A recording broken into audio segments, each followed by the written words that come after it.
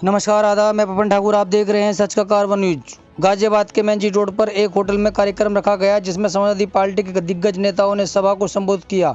इस सभा में समाजवादी पार्टी मुलायम सिंह यादव युद्ध ब्रिगेड के राष्ट्रीय अध्यक्ष मान्य श्री सिद्धार्थ सिंह राशिद मलिक, जिला अध्यक्ष साजिद हुसैन, हारून चौधरी, अलाउद्दीन अब्बासी, राहुल चौधरी आदि कार्यकर्ताओं से लेकर सभी ने अपने विचार रखे। आइए सुनते हैं समाजवादी पार्टी के कार्यकर्ताओं क्या बताना चाहते हैं समाज को। आप देख रहे हैं सच का कारवां न्यूज।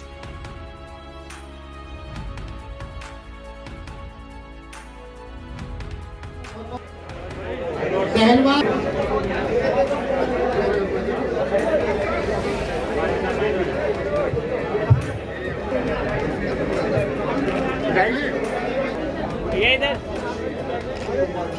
इधर इधर 1 मिनट।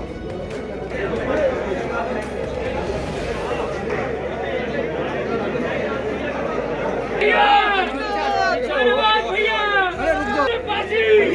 मोबाइल पीछे कर यार। थोड़ा सा या तो नीचे, थोड़ा सा नीचे भाई माला भाई 1 मिनट।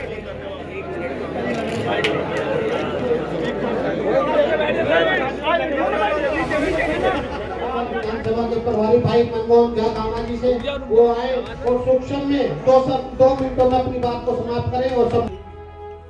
और इस कार्यक्रम से समाजवादी पार्टी के कार्यक्रमों को कैसे आगे बढ़ाएं। महानगर अध्यक्ष भाई राहुल चौधरी जी, महासचिव वीरेंद्र यादव जी, यूथ विंग के सभी यूथ ब्रिगेड, युवजन सभा, छात्र सभा कम यहाँ जो चल रहा है। मैं समझता हूँ अभी जेपी कश्यप जी कह रहे थे कि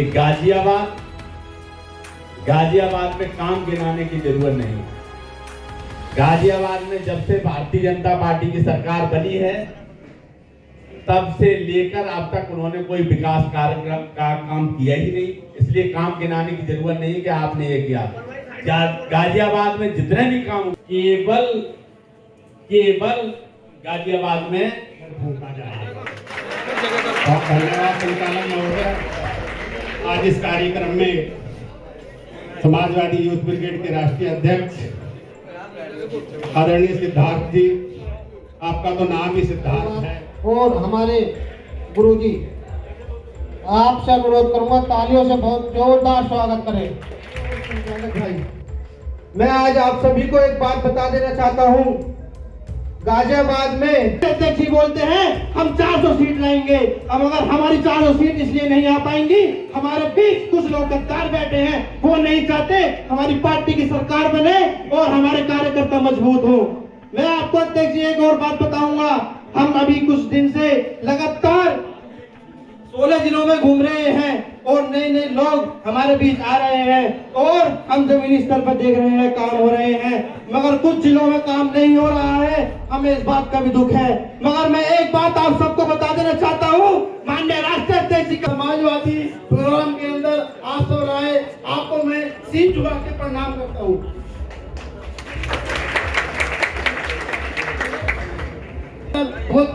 अभी 17-18 प्रोग्राम है अध्यक्ष जी के, बहुत अभी काफी जाना है इनको और यहाँ पर काफी प्रोग्राम चलते हैं। 3 बजे चल रहा है प्रोग्राम। आज मैं एक बात बताना आपको चाहता हूँ। देखिए, जब हमारा घर मजबूत होगा तो सब कुछ मजबूत होगा। घर से ही सारी बात चलती है। अध्यक्ष जी, मंत्री जी, मैं आपको बताना चाहता हूँ, आपको आप इस बात पर रोशनी देना। जो मेरे बेटे ने भी कहा वो बच्चा है और लेकिन वो लेकिन आज मैं सब आपसे बात कहना चाहता हूँ। मैंने इस मंच पे पुराने जितने भी हमारे पूर्व जिला अध्यक्ष, नगर अध्यक्ष और मैंने सबको बुलाने का काम किया। सिर्फ इस मंच पे मैंने इसलिए बुलाने का काम किया कि हमें सरकार बनानी है। हम सरकार कैसे बनाएंगे? हम सरकार जब बनाएंगे जब हम एक साथ सब चलेंगे। और इंशाअल्लाह वो दिन दूर नहीं है, उत्तर प्रदेश के अंदर समाजवादी सरकार बनने जा रही है। सब अपने अपने स्तर से काम कर रहे हैं। समाजवादी पार्टी सरकार बनने जा रही है। आप ये देखना, अब समाजवादी जो मेरे कार्यकर्ता अभी तक घर में थे, आप घर पे, आप तुम्हारी परीक्षा का टाइम है, आप तुम्हारी समाजवादियों, आप तुम्हारी परीक्षा का टाइम है। और आज इस परीक्षा में आप पास हो गए तो 10-20 साल तक आपकी सरकार नहीं जाएगी।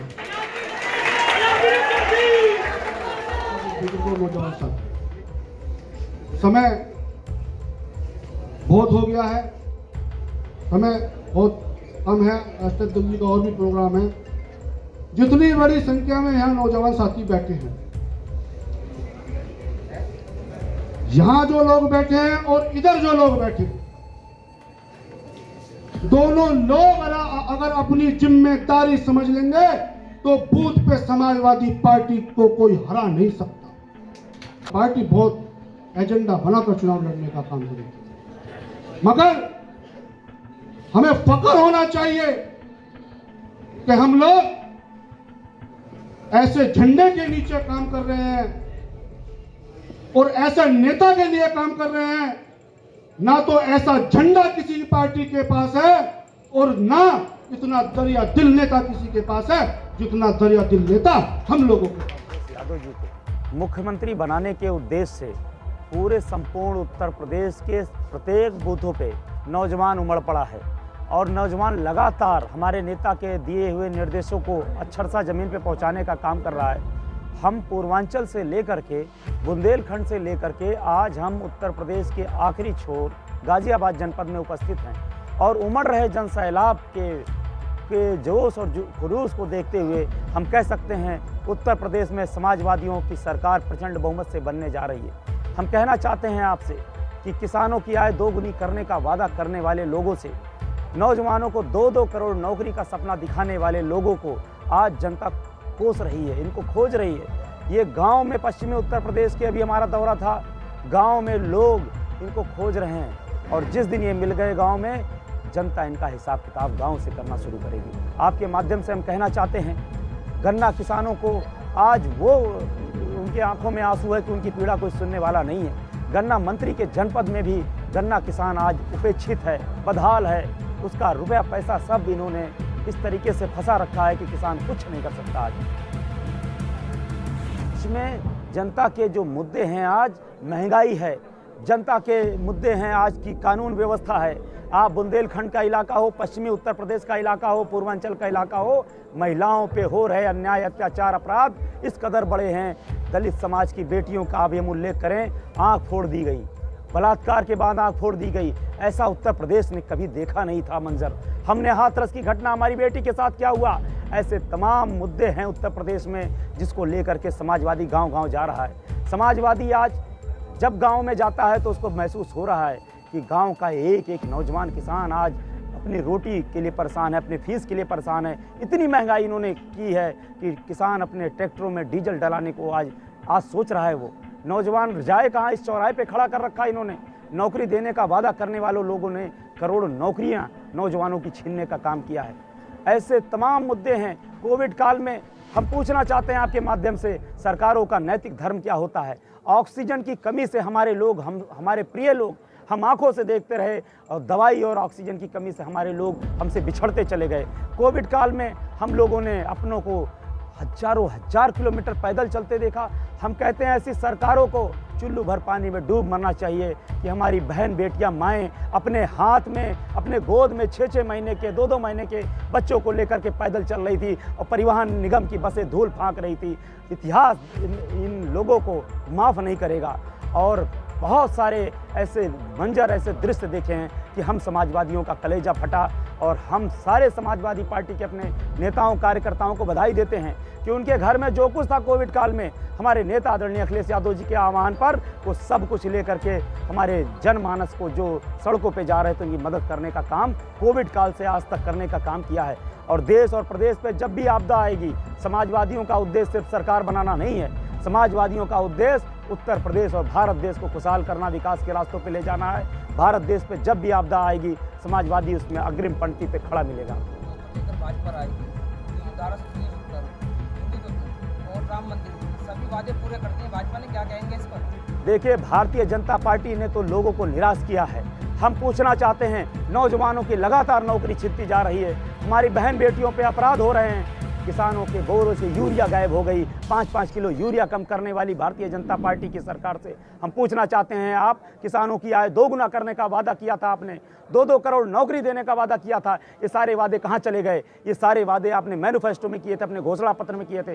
प्रधानमंत्री जी ने वादा किया था 14 दिनों में गन्ना किसानों का भुगतान करेंगे और नहीं तो उनको जो विलंब अवधि है उसका हम ब्याज सहित भुगतान करेंगे। आज मिल मालिकों के वो दोस्त बन गए भारतीय जनता पार्टी के लोग। हम पूछना चाहते हैं, क्या अपराध किया था हमारी बहन बेटियों ने जो इस तरीके से आप पूरे उत्तर प्रदेश में उनके खिलाफ अन्याय अत्याचार कर रहे हो? तो भारतीय जनता पार्टी सिर्फ हमें आपको गुमराह करने वाली पार्टी है। उसने अपने नैतिक कर्तव्य जो है उससे वो भटक चुकी है। महंगाई पे यही भारतीय जनता पार्टी के नेता गले में सब्जी की माला टांग के घूमते थे चौराहों पे। आज पूछना चाहते हैं आपके माध्यम से, सिलेंडर कहाँ पहुँच गया? 1000 रुपए तक आज सिलेंडर का मूल्य पहुँच गया। एक गरीब से आप पूछो क्यों कैसे सिलेंडर वो भरवाता है, एक गरीब से आप पूछो जो ऑफिस अपने जाने के लिए निकलता है। हम आप पत्रकार बंधुओं से पूछते हैं, आप ऑफिस जाते थे, पहले तो आपका पेट्रोल का मूल्य क्या हुआ करता था? आज आपका भी बजट बिगड़ा है। लेकिन ऐसी भारतीय जनता पार्टी को अब सभी जात धर्म मजहब से उठ करके लोग गांव से लेकर के और शहरों तक अब उसका सुपड़ा साफ करने जा रहे हैं। भारतीय जनता पार्टी की जमानतें जब्त होंगी उत्तर प्रदेश के लगभग सभी विधानसभाओं में। इनको अब कोई जनमानस कोई नहीं है जात धर्म मजहब से उठ करके सभी लोग आदरणीय अखिलेश यादव जी की सरकार बनाने जा रहे हैं।